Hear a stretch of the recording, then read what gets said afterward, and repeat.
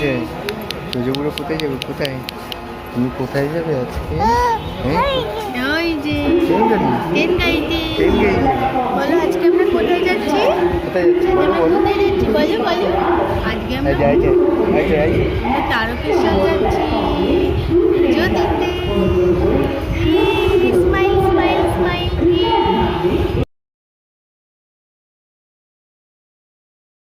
নমস্কার বন্ধুরা, স্বাগত জানাই আপনাদের ইউটিউব চ্যানেল ভবঘুরেতে। আজকে আমরা চলেছি তারকেশ্বরের পথে তোজোর চুল দান করতে। থাম্বনেল দেখে আপনারা সেটা বুঝতেই পড়েছেন। হাওড়া থেকে আরামবাগ লোকাল বা তারকেশ্বর লোকাল ধরে আপনারা সোজা চলে আসতে পারেন তারকেশ্বর। আর আমরা এখন তারকেশ্বরের পথেই রয়েছি। আপনাদের আজকে এই ভিডিওর মাধ্যমে জানাবো এখানে পুজোর কেরম কী খরচা রয়েছে, কোথায় থাকতে পারেন, আর এখানকার চারপাশের মার্কেটটাও একটু ঘুরে দেখাবো। আমি অনেক বছর পর আসছি, প্রায় 7 থেকে 8 বছর পর। চলুন দেখা যাক আগে তারকেশ্বর পৌঁছে।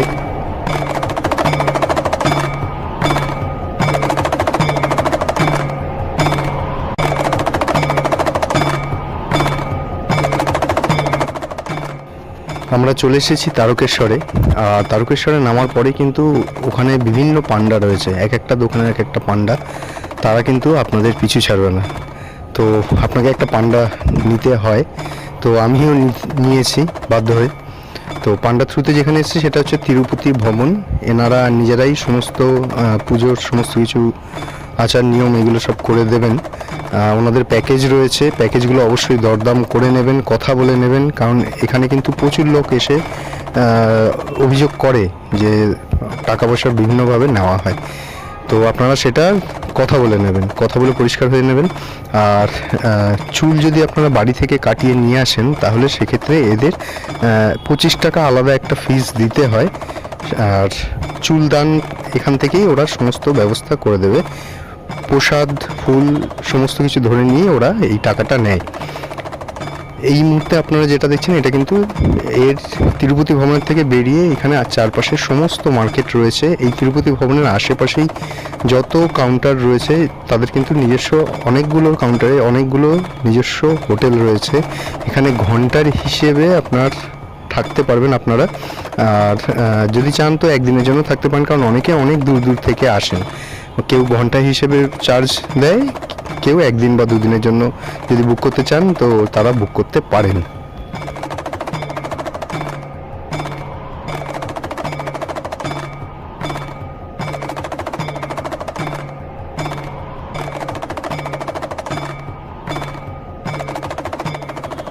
আপনাদের জানিয়ে রাখি, এখানে এসে যদি আপনারা চুল কাটেন তাহলে সেক্ষেত্রে 40 টাকা করে ফিস নেওয়া হয়।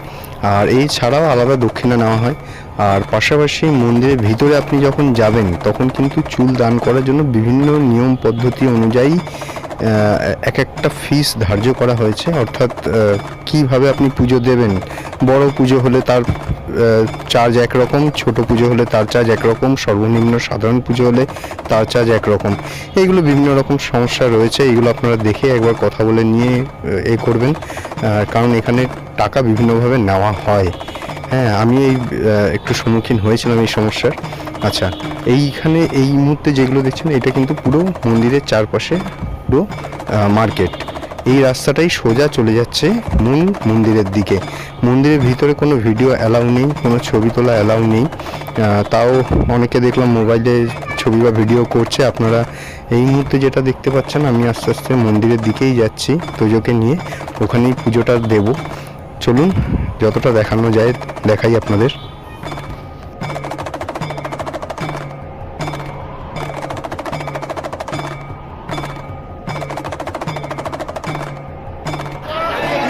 জয় বাবা ভোলানাথ, জয় হর হর মহাদেব। বলো বলো বলো, জয় জয় জয় জয় জয় জয় জয় জয়। দেখো দেখো দেখো, হর হর মহাদেব, হর হর মহাদেব। হাসো, সবাই শোনো। তোজো, কি খাচ্ছ তুমি? বললো আমি ওটস খাচ্ছি। ওটস নাও নাও। জানি লোকজন চলে আসে, তাই আপনাদেরকে বারবার অনুরোধ করছি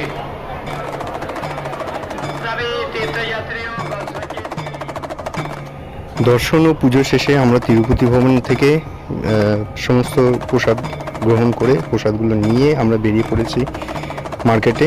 এখানে বিভিন্ন নিরামিষ হোটেল রয়েছে, বিভিন্ন রেট তাদের, সেইগুলো আপনারা দেখে নেবেন। মোটামুটি 70 থেকে 80 টাকা এর মধ্যেই সবজি দিয়ে আর কি আপনার ভাত এইগুলো পাওয়া যায়। তো আমরা এই দুপুরবেলা আর ভাত খেলাম না, আমরা একটা হোটেল খুঁজছিলাম যেখানে লুচি হোক বা কচুরি হোক এরকম কিছু জাতীয় খেয়ে নেব, কারণ আমাদের সময় হয়ে গেছিলো ট্রেনে।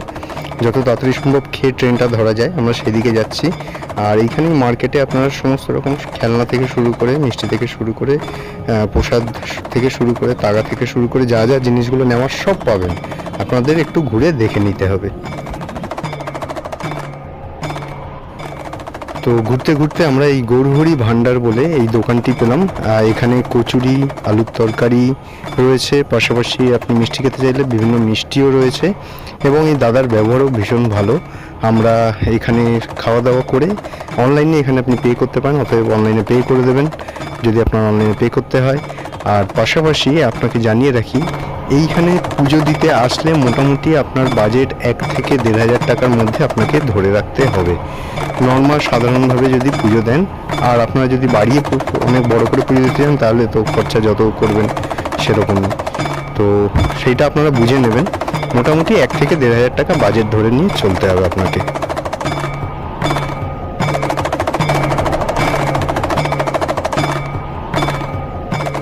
আমাদের গরমা গরম কচুরি তার সাথে আলুর তরকারি চলে এসেছে, দুজনকে আমাদের গরম গরম সার্ভ করে দিলেন। আর আপনাদের যতবার দরকার পড়বে কচুরি কিন্তু সঙ্গে সঙ্গে গরম ভেজে টাটকাই আপনাকে দেওয়া হবে, এবং খুব সুন্দর টেস্ট, খুব ভালো।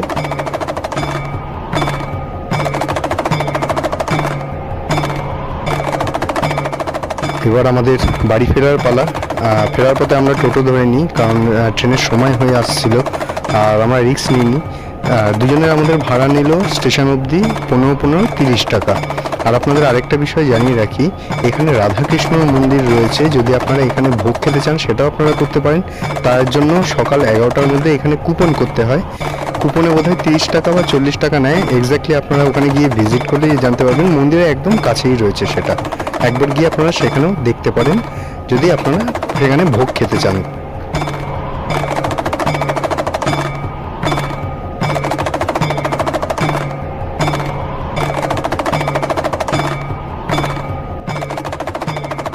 বন্ধুরা, ভিডিওটা ভালো লাগলে অবশ্যই লাইক করবেন, শেয়ার করবেন, আর চ্যানেলটা সাবস্ক্রাইব করতে ভুলবেন না। চ্যানেলের নাম ভবঘুরে, যেখানে আমার বিভিন্ন ট্রাভেল ব্লগ রয়েছে। আমরা তারকেশ্বর স্টেশনে চলে এসেছি, আর ট্রেনও আমাদের দিয়ে দিয়েছিল, তো উঠে পড়েছি।